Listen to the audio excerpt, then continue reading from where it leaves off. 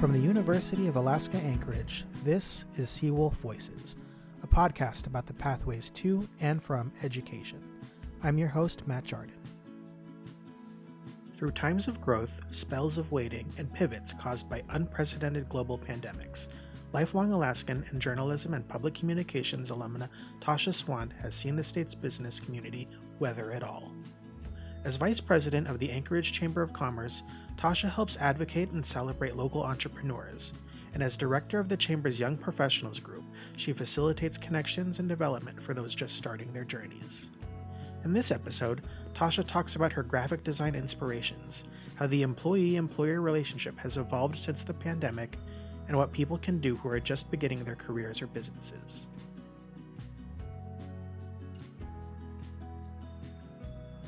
Tosha Swan, thank you so much for joining me on Seawolf Voices today.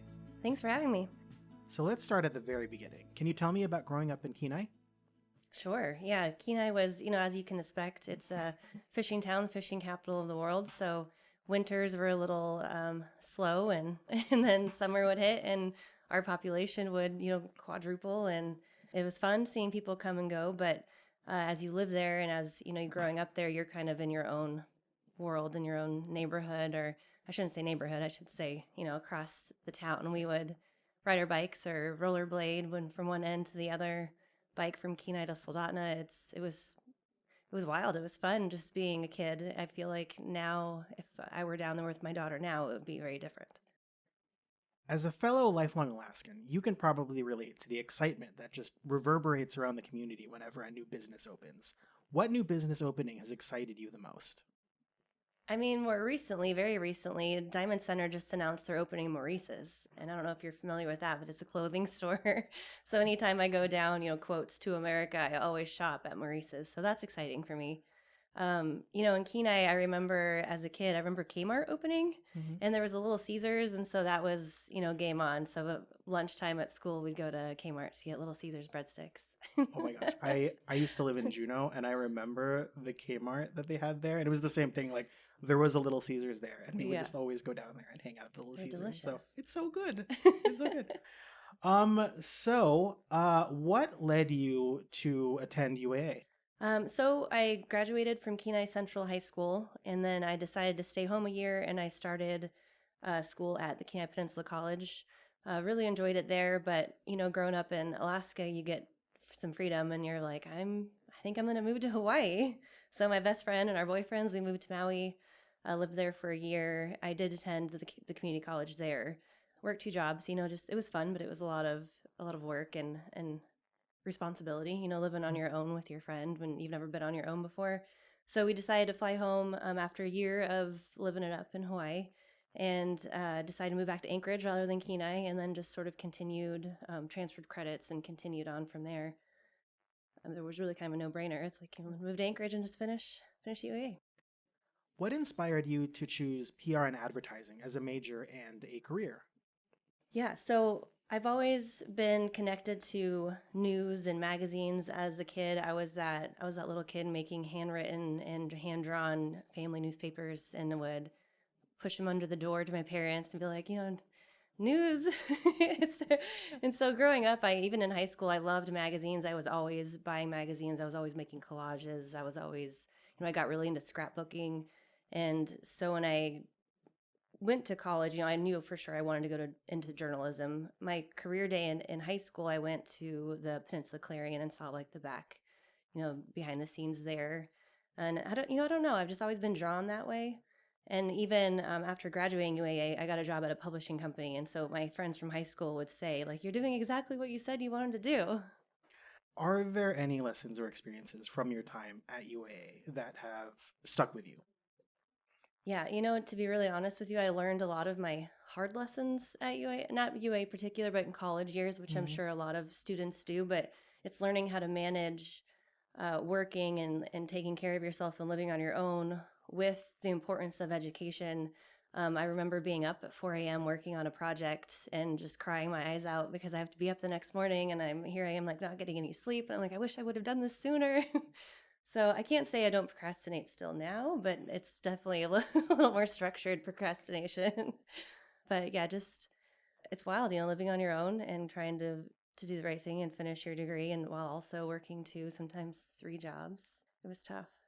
So I see that you got another bachelor's degree in graphic design from Full Sail University. So let's nerd out about design for a minute. What are some designs that inspire you?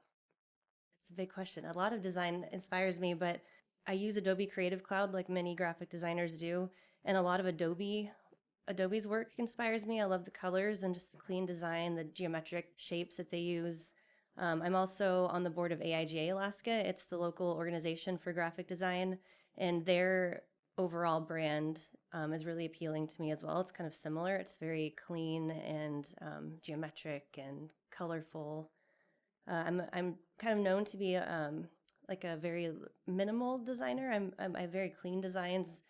My specialty is more in publication design, so I'm not as creative. I'm working on that. I'm trying to get out of the box more and do a little bit more creatively, but I'm that person where you can say I want it to look like this, and I can do that. Do you ever like remember some of the old publications that you did, like when you were a kid, that you slipped under the door to your Oh parents' my house goodness. and like remember that? I'm like, oh yeah, that's what I used Yeah, to make. So some of my previous work, you look back. I mean, like any job or creative, thing you do, it's you look back and you're like, oh my goodness, and I thought this was so good back then. yeah. So another broad question for you, but can you just walk me through your career pathway after leaving UAA up to today? Yeah, I was super lucky. I finished my degree here at UAA and I got a internship at the American Red Cross of Alaska for graphic design. So, like we had said before, I started with PR and advertising, but as I was going through that program, there was a graphic design class and a magazine production class, I think, and that's when I really started to realize like, oh, I really like graphic design, but it's like sort of a limited program, so there's not always a lot of opportunity for graphic design. And I also learned website design here, and that was the beginning of a whole thing that I'll get to too with this story. But that was back when you built websites with HTML tables and kind of a simpler time. So I got lucky. I was at the American Red Cross of Alaska for a summer. My very last day there, I got hired on at Alaska Life Publishing. They're a local publication company that does the Alaska Bride and Groom, Alaska Home, Alaska Parent magazines. So as I was working there, it was one of those, it's a small mom and pop place. So you start doing one thing. And so I'm the editorial assistant. And then they say, oh, I see you have some website experience.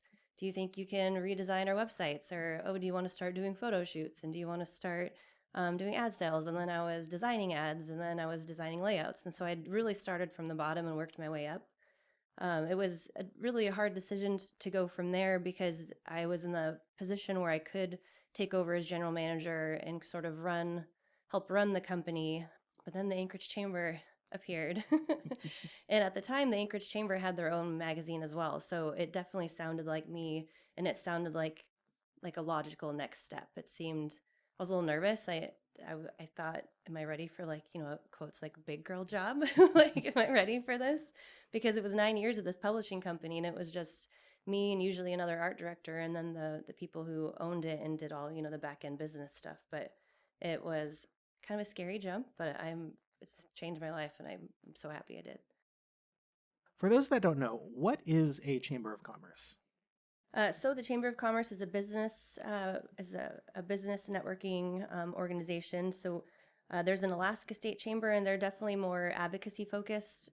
We do have an arm for advocacy. We do a legislative fly-in every year, but we focus on just Anchorage legislation. And so we have three pillars. It's connectivity, networking, education, and advocacy. So we help, anywhere from small businesses or entrepreneurs, like I said before, either, help them get started, do ribbon cuttings for businesses who just opened. And so we're trying to connect them to the community and connect them with other businesses who could possibly, partner with them or help them in their venture.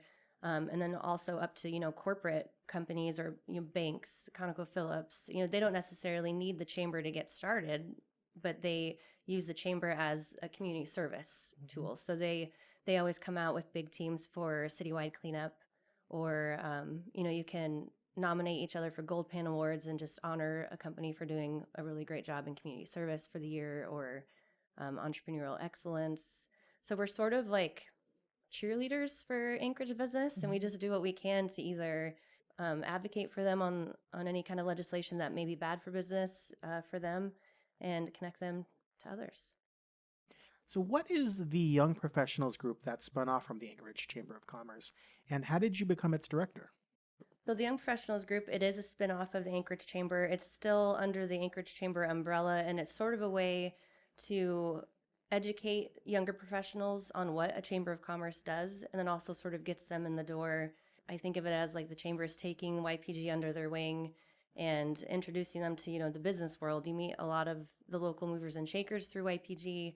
You meet a lot of other fellow young professionals. It's a great place to meet people. If you're brand new to Anchorage and you don't know anyone, like join the Chamber of Commerce or look for a young professionals group, because people come to our meetings for the first time and we're like, welcome, now you have 100 plus friends through the group. So it's it's something I'm really grateful for, because for me personally, it's definitely changed my life as well. And I just, over the years, I've been there 6 years now. I took over as director in 2019, but I was heavily involved since I had started the chamber at 2016. So it's been really fun to watch some of these young professionals come in and grow. And a lot of them are on the Anchorage Chamber Board now as well. So it's kind of fun to see, people's growth and see how their career is also, being uplifted through the chamber.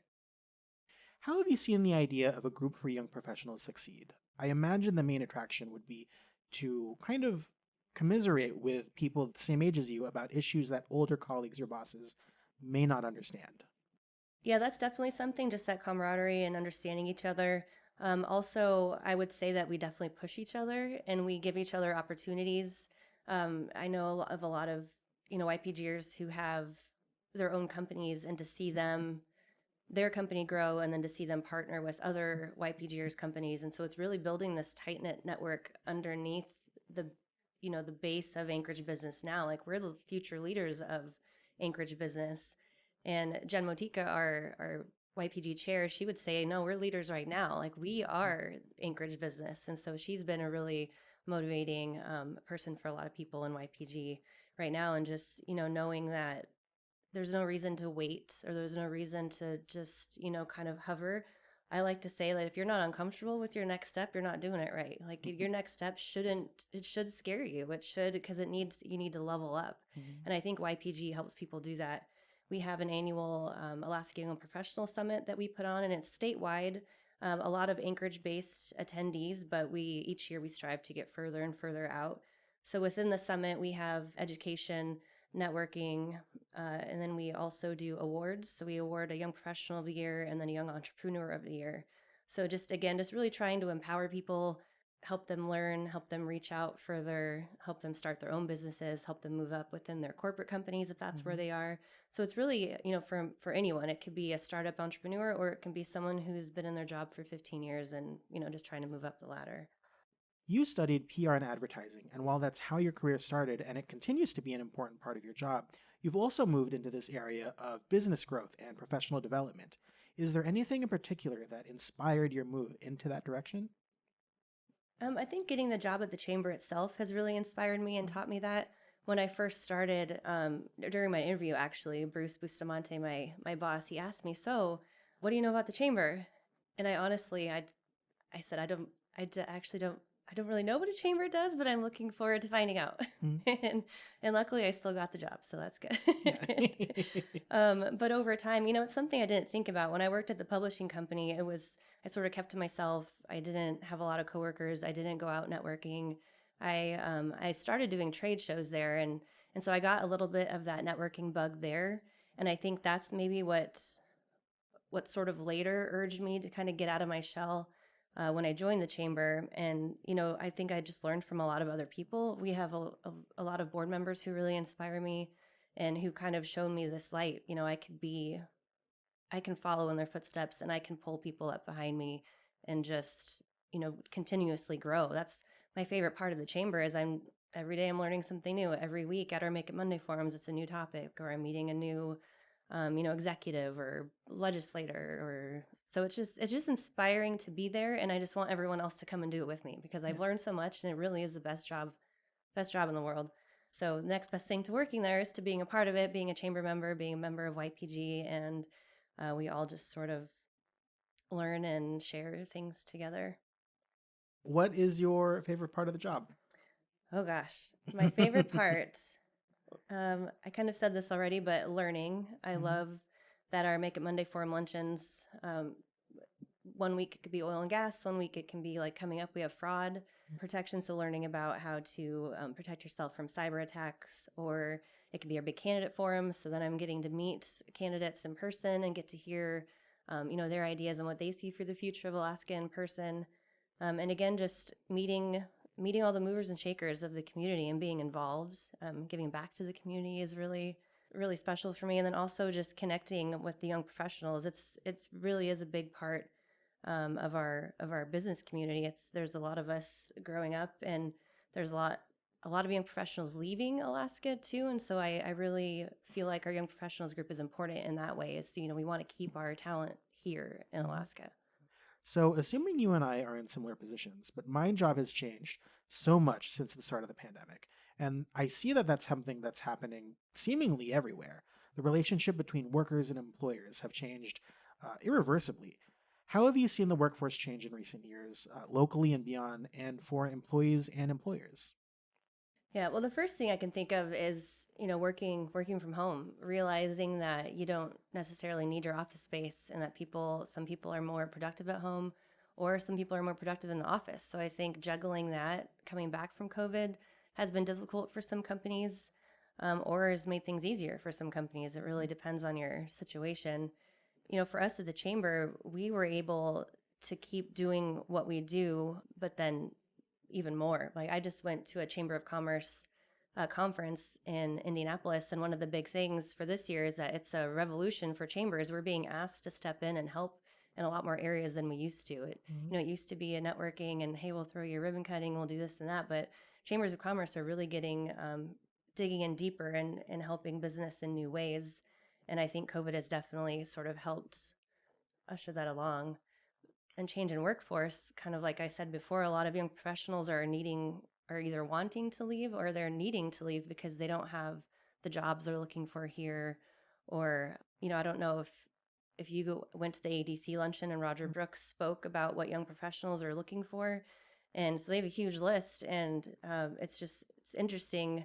So since COVID, young professionals, or aka millennials, I don't like to use the word millennials, Right. but young professionals have had this sort of epiphany where they don't necessarily just look for a career and a job they're going to stay in for 30 years and then Mhm. retire. And especially with COVID, it's given people the chance to live somewhere else and work remotely. And so for Alaska, what that means for us is we can start getting people to come here, because on that list from Roger Brooks's presentation at the AEDC luncheon, number 3 was top-notch recreation. So where else Right. is there top-notch recreation? So our young professionals group, it's definitely something we're focusing on, and we're starting a TikTok channel. And what we're going to do is just this is again a brainchild of our chair Jen Motiga. Why we live in Anchorage, why we love to live in Alaska, and hopefully entice some young professionals from the lower 48 or around the world to come and live in Alaska, because you can work remotely. Why not come here and have that recreation that they're looking for? I want to circle back and expand on something that you mentioned earlier about how local communities are relying on their chambers of commerce to kind of step up and lead them through these precarious times. What are some ways that the Anchorage Chamber of Commerce has done just that, step up and help the community? Yeah. So when COVID hit, we stayed working. We didn't ever stop. We just moved from the office to a home, and then just we took a survey of our members and said, where do you need help? And of course, this was like a few months in, so you give it a little bit of time. People kind of figure out how to navigate through COVID and what's going to change for them. But so we did a survey, and we started a COVID resource page. So anytime, I don't know if you remember, there was so much news coming out. So every day there was a new press release saying this, and then CDC was saying that. So we had this one resource page where I 24/7 was just continuously updating that. And we usually send an e-newsletter once a week. I was sending e-news once a day, if not more, just depending on what news was coming out. So a big thing was just educating our members and keeping them up to date, letting them know when PPP loans, deadlines, things for that.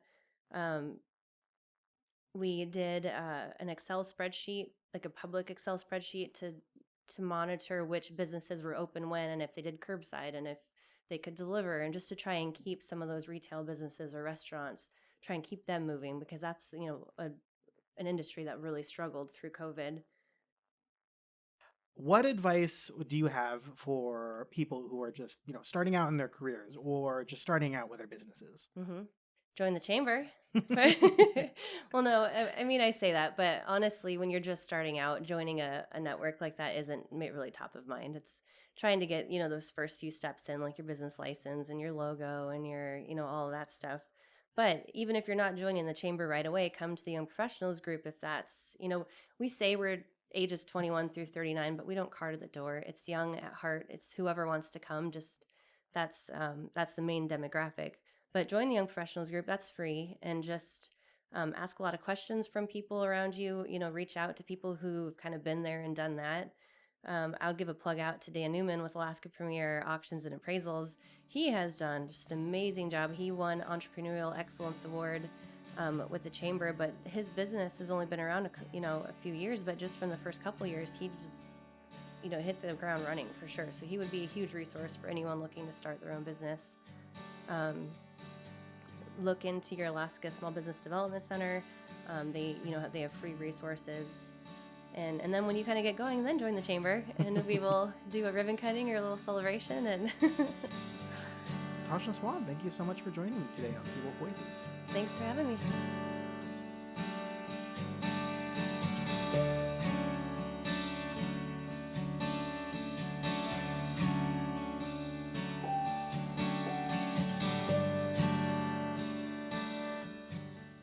Seawolf Voices is a production of the University of Alaska Anchorage Office of Advancement and Alumni Relations.